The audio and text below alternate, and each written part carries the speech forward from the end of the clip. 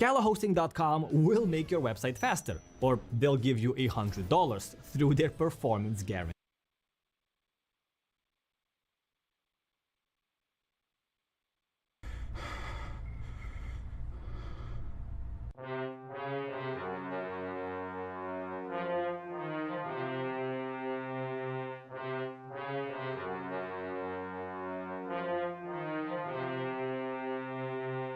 Man, these people took my kids from me, then they froze my bank account. I got so much anger in me, got no way to take it out. Think I'm stuck in a matrix, when I fuck's my nitrous. Yes, I am a cuck, I like when people fuck on my dick. The shit that I'm posting on Twitter, they telling me, yeah, don't say that.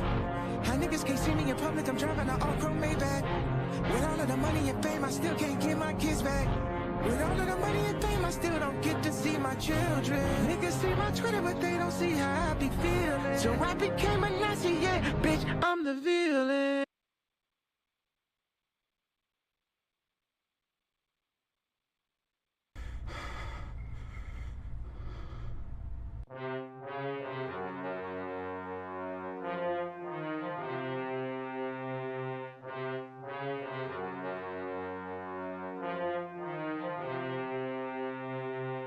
Man, these people took my kids from me, then they froze my bank account. I got so much anger in me, got no way to take it out. Think I'm stuck in a matrix, when I fuck's my nitrous. Yes, I am a cuck, I like when people fuck on my dick. The shit that I'm posting on Twitter, they telling me, yeah, don't say that. How niggas can't see me in public, I'm driving an all-chrome Maybach. With all of the money and fame, I still can't get my kids back. With all of the money and fame, I still don't get to see my children. Niggas see my Twitter, but they don't see how I be feeling. So I became a Nazi, yeah, bitch, I'm the villain. Nigga, how Hitler? Nigga, how Hitler? They don't understand the things I say on Twitter. Nigga, how Hitler? They don't understand the things I say on Twitter. All my niggas Nazis, nigga, how Hitler? Nigga, how Hitler? Nigga, how Hitler? All my niggas Nazis, nigga, how Hitler? She wanna fuck in Japan, I put the chrome on her Benz. Nigga, how Hitler? She reaching down in my pants, she got the world in her hands. Nigga, how Hitler? Nigga, how Hitler? Nigga, how Hitler? All my niggas Nazis, nigga, how Hitler? Nigga, how Hitler? Nigga, how Hitler? All my niggas Nazis, nigga, how Hitler?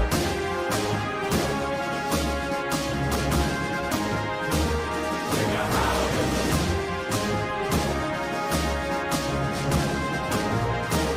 Nigga, how Hitler? Nigga, how Hitler?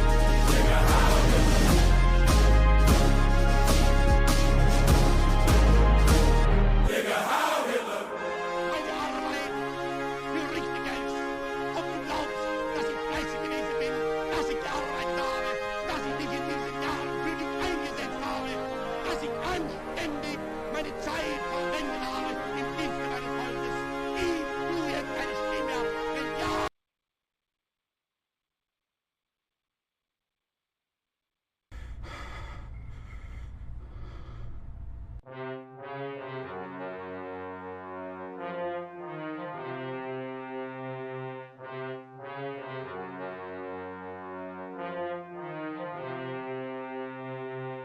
Man, these people took my kids from me, then they froze my bank account. I got so much anger in me, got no way to take it out. Think I'm stuck in a matrix, when I fuck's my nitrous. Yes, I am a cuck, I like when people fuck on my dick. The shit that I'm posting on Twitter, they telling me, yeah, don't say that. How niggas can't see me in public, I'm driving an all-chrome Maybach. With all of the money and fame, I still can't get my kids back. With all of the money and fame, I still don't get to see my children. Niggas see my Twitter, but they don't see how I be feeling. So I became a Nazi, yeah, bitch, I'm the villain. Nigga, how Hitler? Nigga, how Hitler?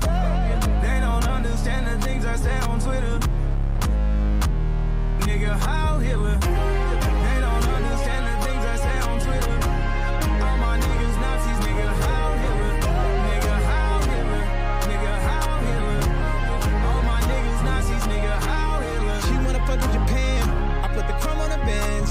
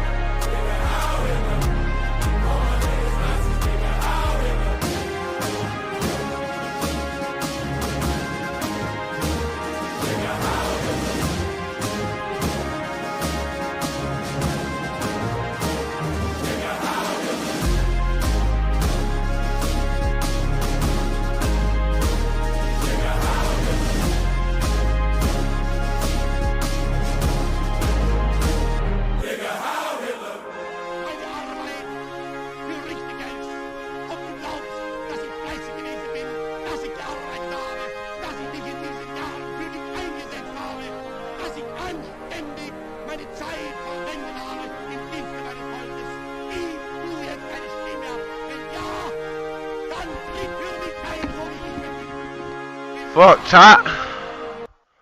Bull, chat. I know y'all heard that shit. You heard? You know, we want to start the stream out with that song a lot of the time. I mean, it's one of my favorites. I ain't gonna count to you. Listen, leave a like, subscribe, comment, let me know your thoughts. I'm just gonna be pretty. It's gonna be a pretty light one here. Just gonna play some chess. As you guys seen, I'm sure Nick Fuentes, Tucker Carlson, they finally did the sit down, and I enjoyed it thoroughly. It was a very satisfying listen. A lot of thoughts. I really needed a couple days to just digest, I feel like. But he did a recap kind of, and I want to take a look at that. But before he did a show last night, that was I had a little bit more substance to it in my opinion. But I mean, you know, I got to listen to him and reanalyze. But just some chess, and I'm just gonna listen to this, John. Yeah, I agree with a lot of things he's saying here, though. I took a listen before. I agree with a lot of things he's saying. Yeah, it's wild to see what's going down in real time, but this is just a small part of the world, part of the grand scheme of things. As you guys know, in fucking Sudan, it is going down over there. Man, civilians are getting killed like ruthlessly, and that shit's a real conquer terror situation. It seems to me. Definitely unfortunate, man. Over there in Sudan, it is going fucking crazy. Not gonna lie to you, but we are going to remain positive. You know, you feel me? We're gonna remain positive. We are going to pray for Sudan, of course. We're gonna listen to this, but yeah, hate to see any of this shit going on. Genuinely grinds my gears, but you know, what can you do? You know. Really? Who went to the church, the tomb of Jesus Christ.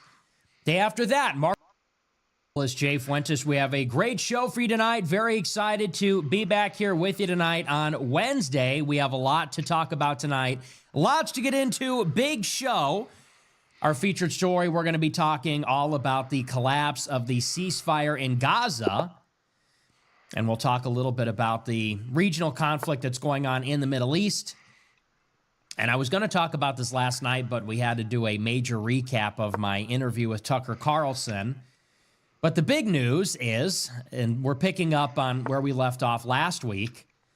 You remember last week there was a nonstop procession of high-level diplomatic officials visiting Israel. Started with a joint visit. Steve Witkoff and Jared Kushner at the beginning of last week. They visited Israel. They met with Netanyahu. Day after that, J.D. Vance visited Israel, met with Netanyahu, went to the church, the tomb of Jesus Christ. Day after that, Marco Rubio, Secretary of State. Same thing, same story. We covered this, I think, on Friday or Thursday. The whole point of this exercise was to keep Israel from violating this very young, very new ceasefire agreement, which was just agreed upon a few weeks ago. They wanted to make sure that Netanyahu would not restart the war, because he certainly wants to. Which that nigga was like, and last yeah. week they were successful. The war It is so crazy how right this nigga be, bro. It is crazy. And it's like, the more I read, the more I'm able to break it down myself. But holy shit, he called this. Didn't restart. There was no major Israeli offensive in Gaza, maybe because of these diplomatic visits. But the big news early this week is that the first day, literally the first day that there is not a high-level diplomatic visit from a U.S. official, Israel bombs Gaza City. They say that they were attacked by Hamas in Rafah. Hamas denies this. And in retaliation, Israel bombs Gaza City, killing over 100 people. Major airstrikes. Netanyahu announces it in advance. And there's some intelligence that says they were going to do it anyway. That the so-called attacks on the IDF were clearly, obviously, just a pretext. And so they're bombing Gaza. In response to this, Hamas says they're not going to give up one of the dead hostages, or the bodies of one of the dead hostages. And there are some U.S. officials saying maybe the ceasefire can be salvaged, but this is not a good sign. So we'll talk all about that. That'll be our featured story. We're also going to talk tonight about a brand new article from Josh Hammer at the Daily Mail. This is his response to my interview with Tucker Carlson. And as we talked about last night, these people are not happy. They are not happy. It is the Jews, Israel, the $7,000 club. None of them are happy that Tucker Carlson interviewed me on Monday. Everybody else loved it. If you look at the comments on the YouTube video, it's all positive. If you look at the like to dislike ratio, it's 99% positive. If you look at the biggest tweets, and by that I mean the most impressions, the most likes, the most retweets, it's all positive. On Instagram Reels, on TikTok, all positive. The interview was virtually unanimous, universally acclaimed. Everybody loved it. But as always, and this is how it is in America now, two Americans will get together and have a conversation about our country. An American audience will love it. But then there's always this other group that says, hang on, time out. Is there somebody you forgot to ask? Me and Tucker, I consent. I want this conversation to happen. The audience, I consent. I want this conversation to happen. I want to watch this. Damn, I lost my And then you have Mark Levin, Sean McGuire, Josh Hammer, Ben Shapiro, Bill Ackman, Laura Loomer. Is there somebody you forgot to ask? It's terrible. It's horrible. It's horrible. We forgot to ask the Jews for permission to do the show. So they're not happy about it. And Josh Hammer is like the chief Israeli spy in the United States. He's one of the chief propagandists working on behalf of Israel. He has an Israeli wife. He has Israeli kids. His latest book is about how the Western civilization is all about Israel. It could not be more obvious. This guy has zero loyalty to the United States of America, zero loyalty to Western civilization. He's not a Christian. And so Josh Hammer, he's the editor at Newsweek. He wrote an article at Daily Mail attacking me and Tucker Carlson, but there's something really disturbing at the very end. He says something which I would construe in this political climate as a threat. He writes this long-winded article about anti-Semitism, Jew hatred. That's the whole article. Seething and bitching and whining about anti-Semitism, which is par for the course. I'll have the usual, please. Thank you. But what is really disturbing about the article is the way that it ends. He closes the usual screed, the usual paranoid, histrionic screed about anti-Semitism with a call for, quote, Tucker Carlson to be neutralized. To be neutralized. Damn. What does that mean exactly? And the significance should not be lost on anybody. We're nearly 2 months after Charlie Kirk was murdered, after he was neutralized. This is a year after Donald Trump was shot in the face, and he was almost neutralized. What does that mean? Shit. This is a Jewish American married to an Israeli, completely loyal to Israel, calling for two Americans to be neutralized because we're not on board with Israel. What do you mean by that? We should all take that very seriously. These people, the Josh Hammers, the Ben Shapiros, they are dangerous. They are killers. They are bloodthirsty killers. They support the mass murder of an entire people. And I've said this before. Make no mistake about this. Do not be under any illusions. When you see the way these people talk about the Palestinians in Gaza, you might find that offensive. You may find that troubling, but you might not be concerned about it. Because Oh for my God, I'm Americans, for resigning. white people, for Christians, there is a bias against, let's say, Muslims, Arabs, people of the third world. So when they have their bloodthirsty rhetoric about starving Palestinians to death, give them hell, kill them all, when you hear that sort of thing, if you have a conscience, you might understand how sick that is. But there's this aspect of we're far removed from that suffering. It's not imminent. It's not close to home. But I've said this for many months, and I've said this for years. Make no mistake about it. These people feel the exact same way about me and all of you and Tucker Carlson and Candace Owens and everybody else. Dan Bilzerian, Jake Shields, Myron, Sneeko, Lucas Gage, Sam Parker, all these people, Keith Woods. These people, the Jews, they feel the exact same way about all of us that they do about the Palestinians. So when you hear them say, kill them all, starve them, give them hell, when they gloat and laugh about dead children being shot in the back of the head, that's because they see the Palestinians as an obstacle to Israel's goals.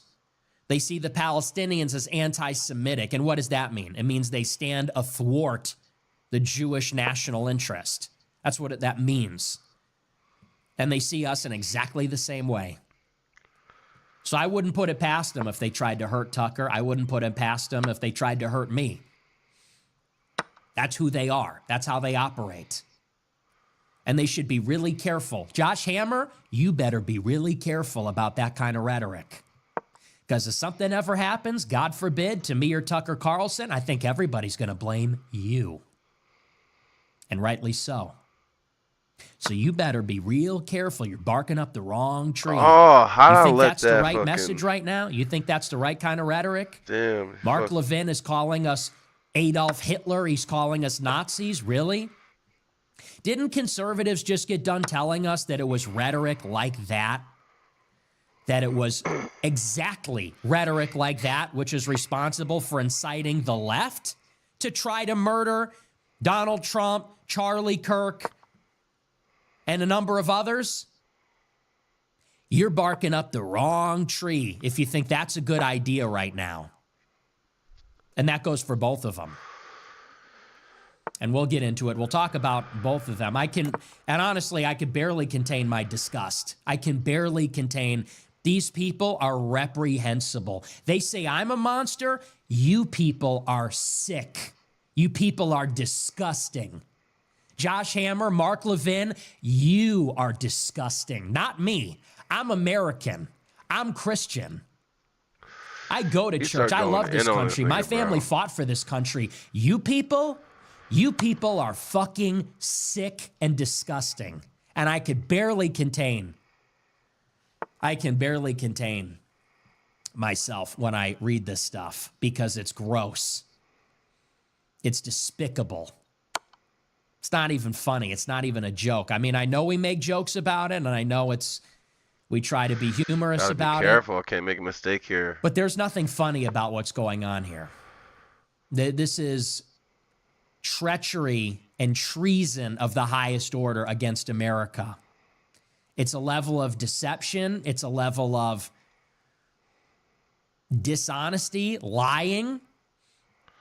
It's incomprehensible to decent Americans, decent people, Christians. It's incomprehensible. We cannot comprehend it. We can't comprehend that level of tactical lying, that level of cunning, convoluted, these tricks that they're pulling on us. You can't even comprehend it, how someone's capable of something like this. They're dual agents. They're fucking spies. It's all a lie, and I'll prove it tonight. I'll show you exactly what I'm talking about, and you'll understand. I gotta be careful. Let me not make a mistake here. We'll be on the same page, but we'll get into all that. It's going to be a good show. Before we get into it, I want to remind you to smash the follow button on Rumble, smash the like button, leave a comment. Let me know what you think about the show. Remember to get your merch. We have our brand new white ass nigga going hard as fuck shirt at Fuentes.store, because that's what we are.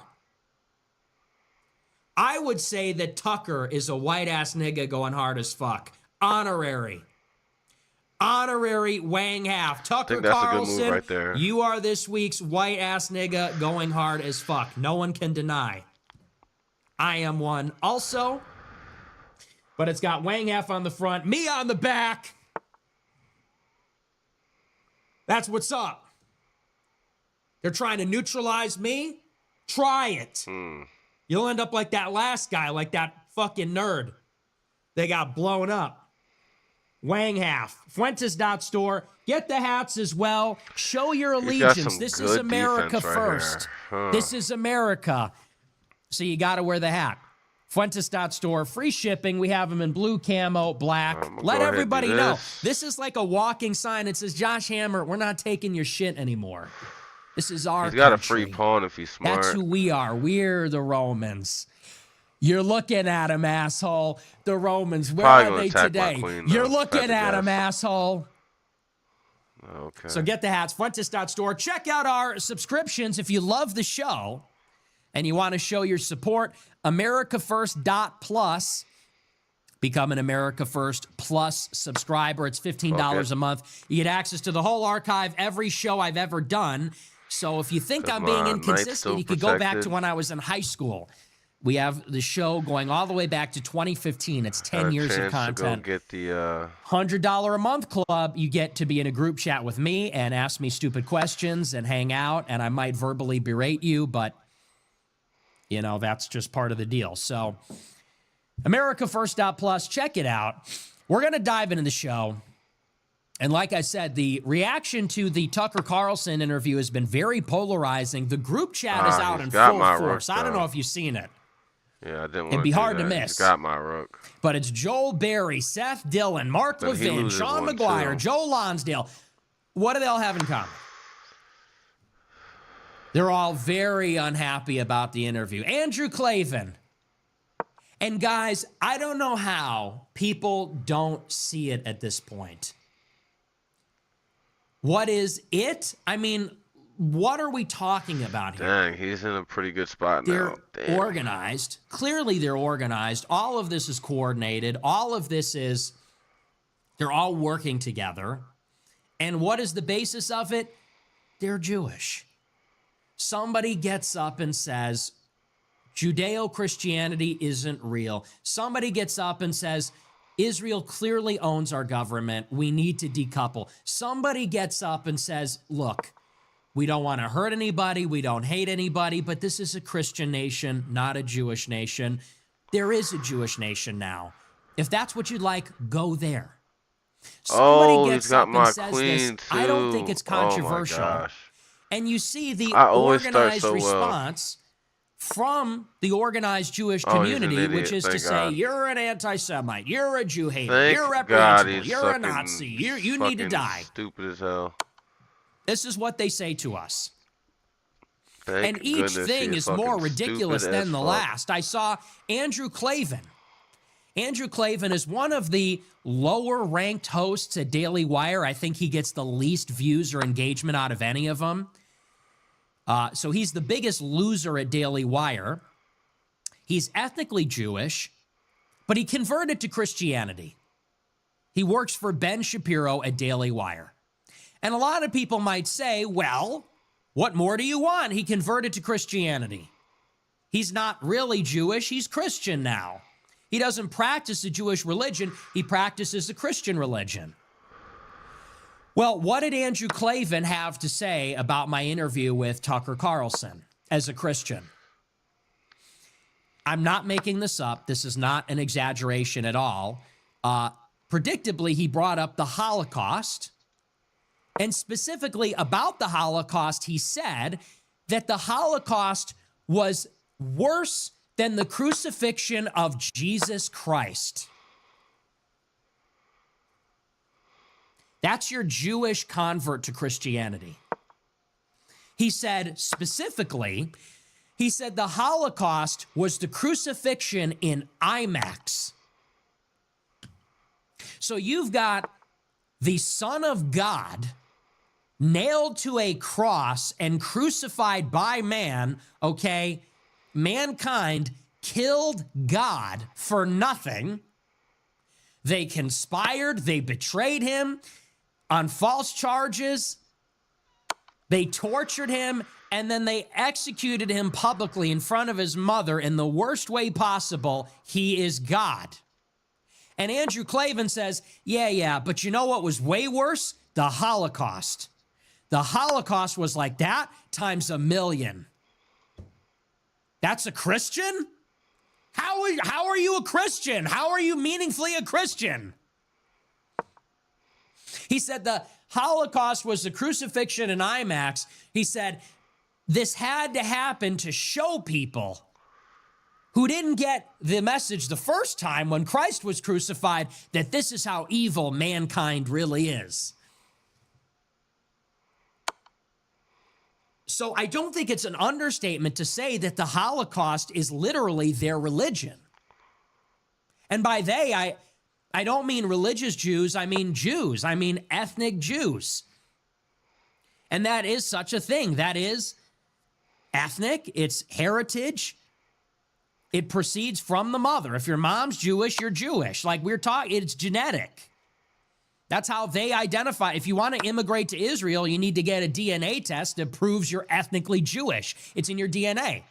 So we're not talking about a religion. We're not talking about Zionism, an ideology, because Klavan converted to Christianity, but he still can't let that go. He still can't let it go. His ethnic pride, because that's really what this is. It's a form of ethnic narcissism. It blinds him. Because what I would say as a Catholic about the crucifixion is that we all killed Jesus. The Jews accused him, the Romans carried it out, and this was a handshake between God's chosen, the Israelites, the Hebrews, and the nations, the Goyim, the nations, all the other tribes of the world. It was a handshake between them both to kill God. And Jesus' blood is on all of our hands in that sense. We're all guilty of that. That's what I would say as a Christian. And this is the ultimate statement, which is that all of our sins put Christ on the cross, and all of the nations literally put Christ on the cross. And the message is that in order to observe Christ's sacrifice, that is why we must truly love everyone like we love ourselves. But for Klavan, his ethnic grievance is bigger. What happened to the Ashkenazim Jews in the 1940s, to him is worse than killing God. That's ethnic narcissism. That's ethnic pride. That's ethnic supremacy. That is somebody who is a racial idolater, which is the irony. They accuse us of being a white supremacist or the racist, race idolaters. There's nobody that's a bigger race idolater than them. He says our genocide good. I gotta review that the crucifixion that was just of God in IMAX. What a statement. How could any Christian be okay with that? And in some ways, I understand what he's getting at. And maybe you could say that in a different way, but the way he said it proves what this guy's really about. That was his reaction to Tucker and my... Yeah, that's not dramatic. That's not histrionics. Two Americans sat down to have a discussion about the state of America, and among other things, we talked about Israel and Joe Kent and a ton of different subjects. He's comparing it to the Holocaust. That was one reaction. The other reaction comes from Josh Hammer, and this is the one I want to focus on because it's really disturbing. Josh Hammer, I believe, used to be affiliated with Daily Wire. And he's at Newsweek now, and he published a book about Israel and the West. And for those that don't know, Josh Hammer is basically Israel's chief propagandist in the United States. And take a look at a picture of him. He is the ugliest human being you will ever look at. Here on this show, we believe that physiognomy is real. We believe that a person's outward appearance reflects their inner character. He is about one of the ugliest people I've ever seen. He is an ugly, odious, reprehensible person, and he is the chief propagandist for the IDF and Israel's wars in the United States.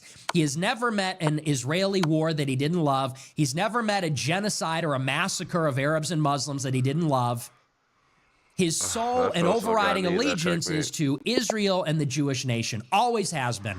If he's ever said a negative word about Israel, I don't believe it was ever recorded or heard by anybody.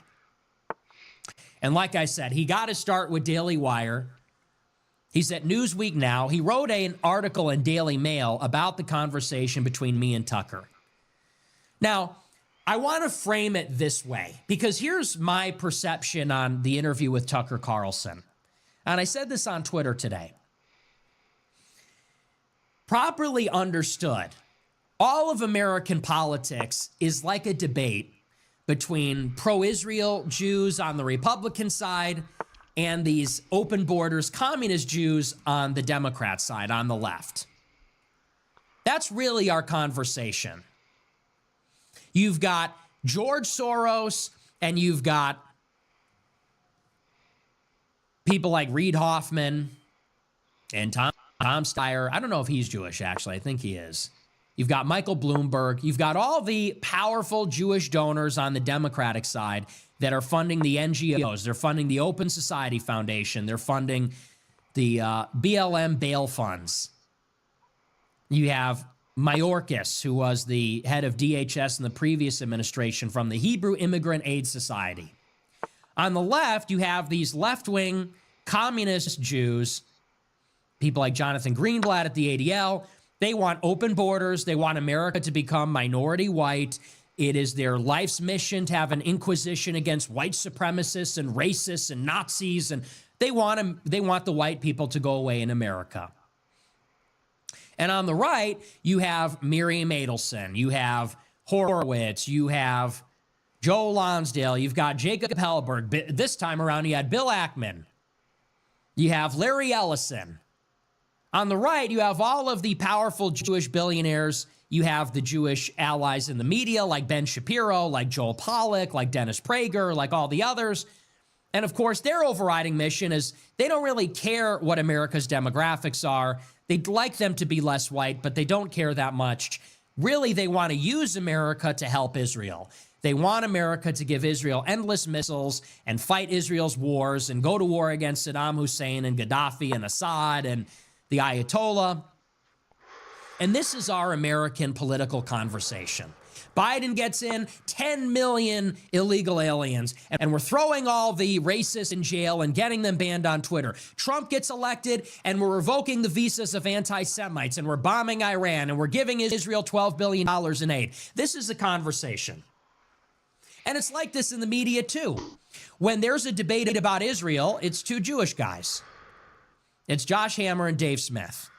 When there's a debate about really any issue, you get like a Jewish free market guy, a Jewish socialist. You get like Robert Reich, and then you get like Milton Friedman.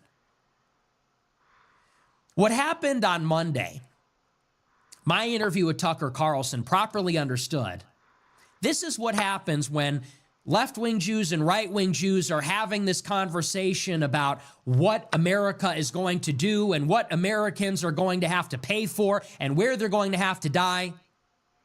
And two Americans interrupt that conversation. That's what happened on Monday.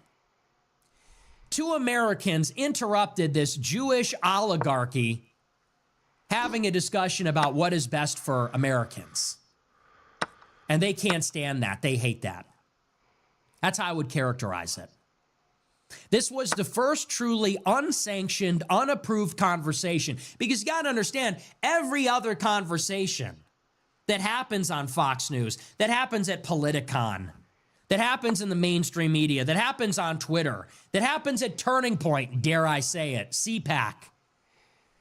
These conversations, all of them, are sanctioned by our Jewish oligarchy. Everybody knows that's why you have to kiss the wall.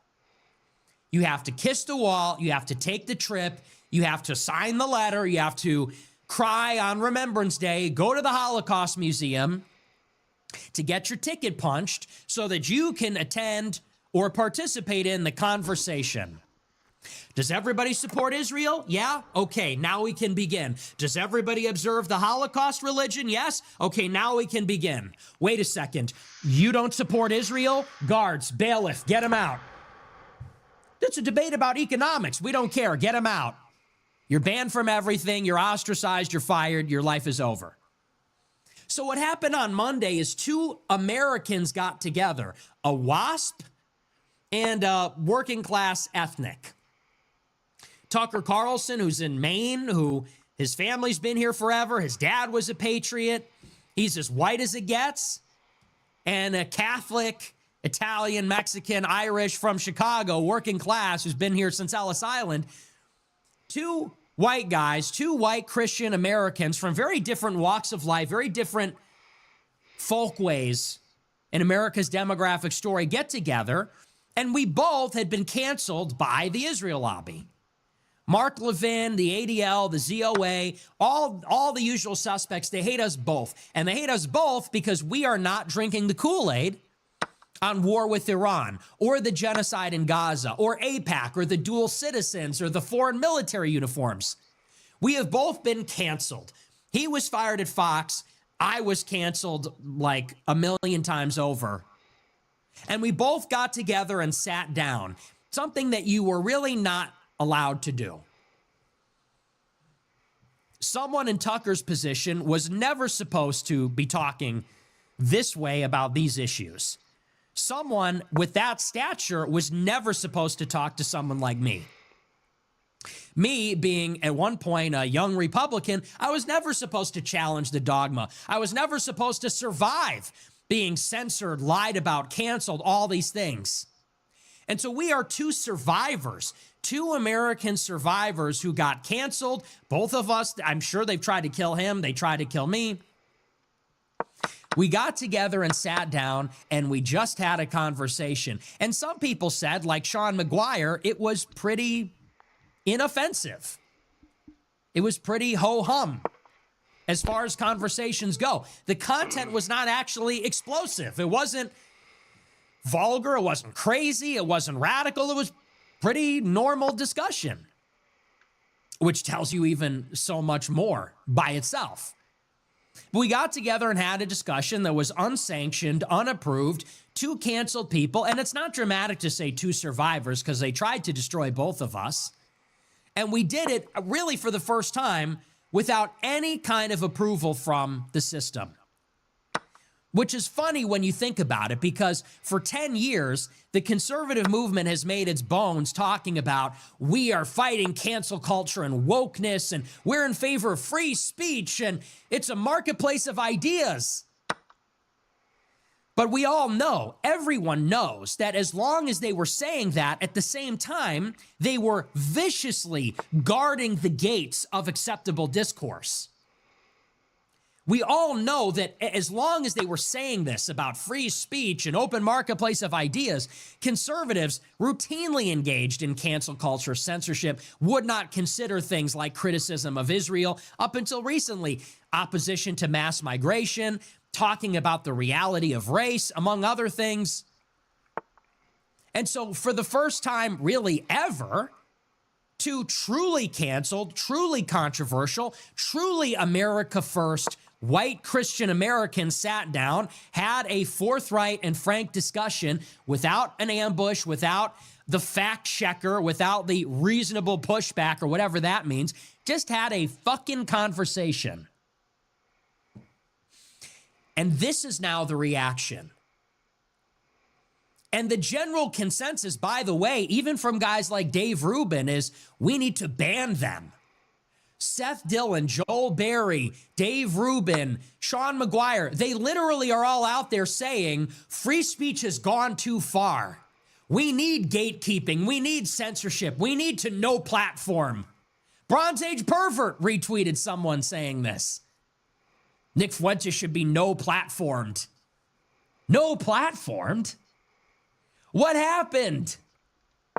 These are the same people talking about wokeness. They're calling us the woke right. And they want to engage in deplatforming, no platforming, censorship, right? Blacklisting. They want to bring it all back. screaming about racism and anti-Semitism.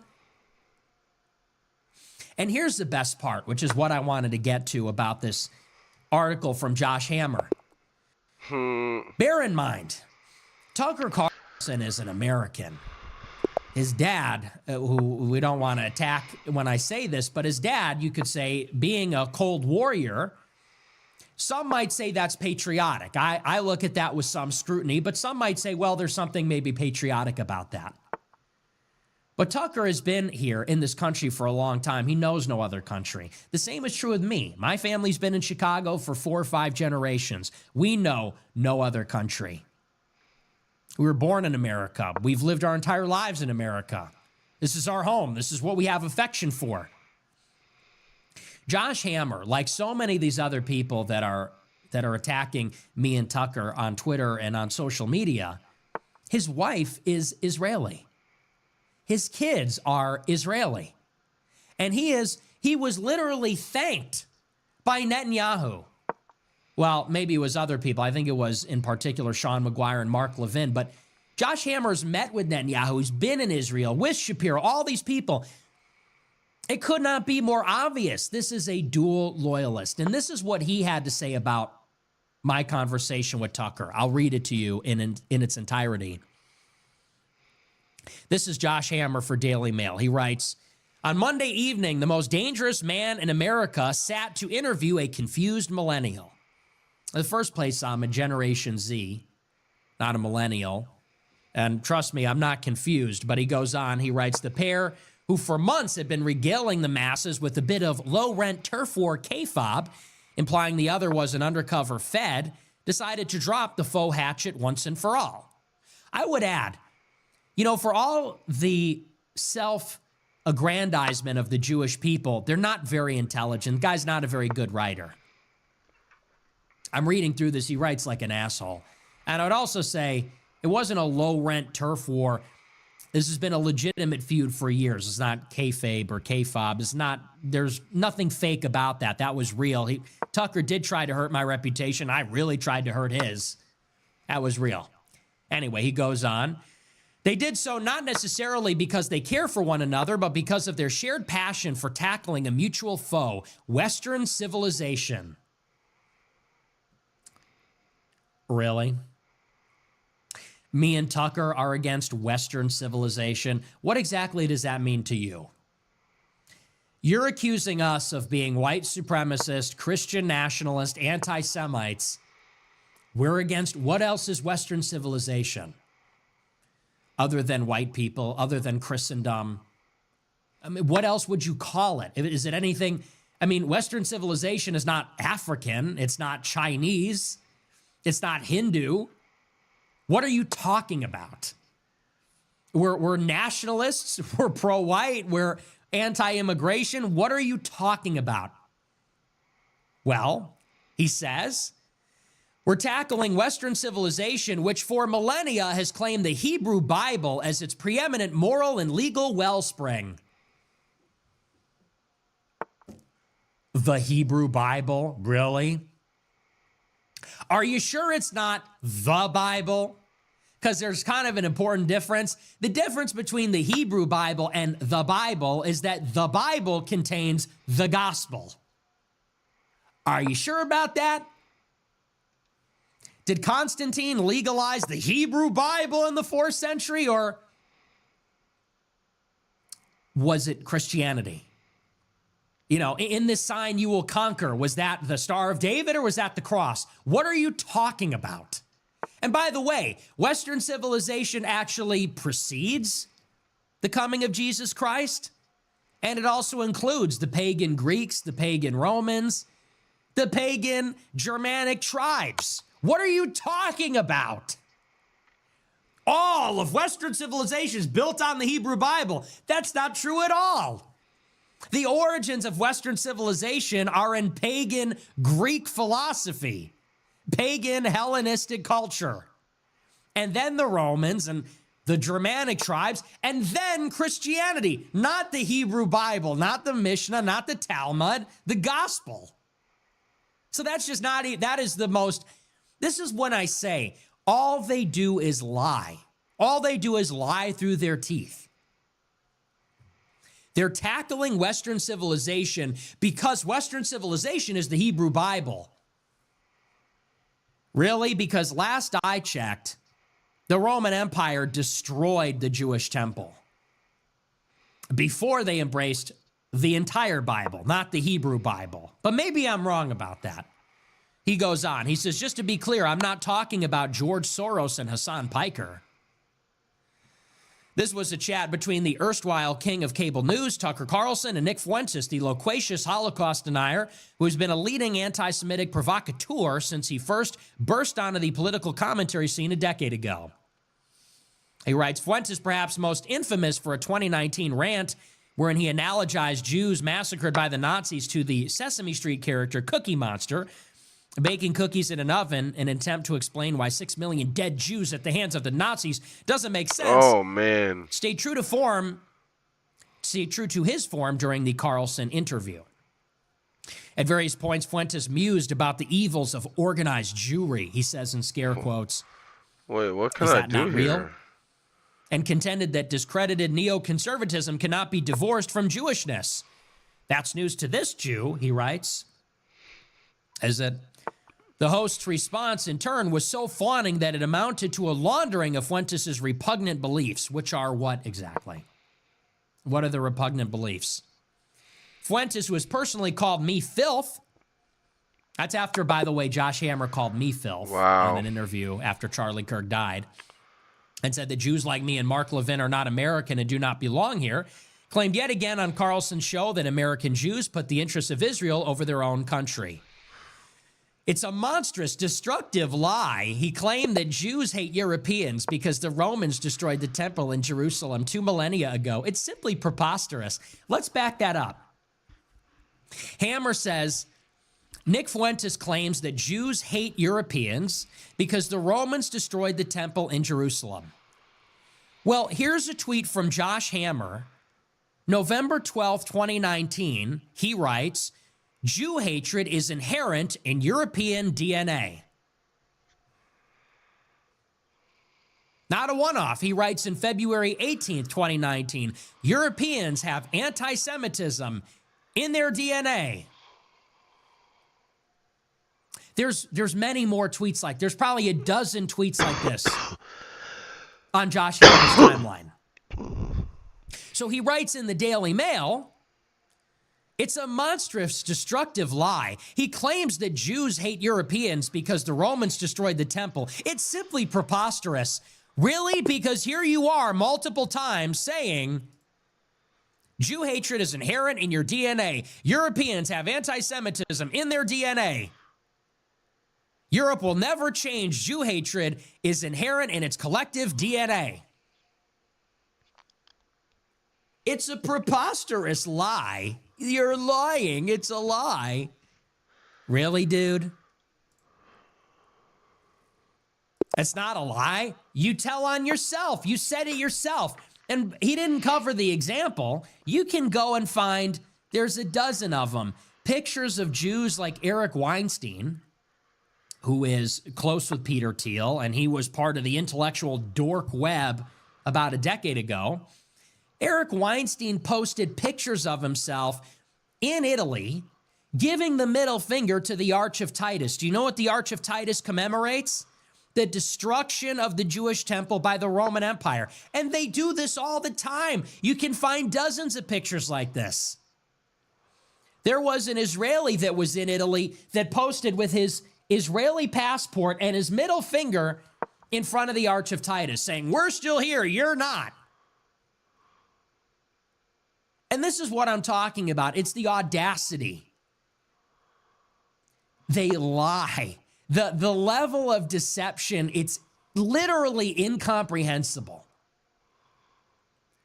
For them to say for years, repeatedly, over and over, Europeans have anti-Semitism in their DNA. They hate us in their DNA. They're evil in their DNA. Here we are flipping off the Arch of Titus. Oh, you think that we hate Europeans? A preposterous lie, a monstrous lie. Really? It's right there. Anyone can Google it. I mean, you really cannot comprehend the level of dishonesty.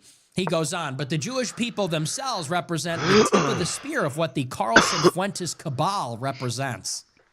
Oh, cabal now? I thought that was an anti-Semitic trope. He writes, Carlson personally saved his most seething hatred for his fellow Christians and those of a Zionist disposition in particular. Specifically, Carlson said the Christian Zionists are dangerous heretics and that he despises them more than anyone else on earth, certainly more than the Sharia law proponents on whose behalf Carlson has taken. He goes on, he says, make no mistake, there is a sprawling information operation afoot that has as its goal the fracturing of the ecumenical Jewish-Christian biblical alliance that long ago built and which can alone sustain Western civilization and the civilization's leading light, the United States. What are you talking about? Ecumenical biblical alliance that built the West? What are you talking about? The Rome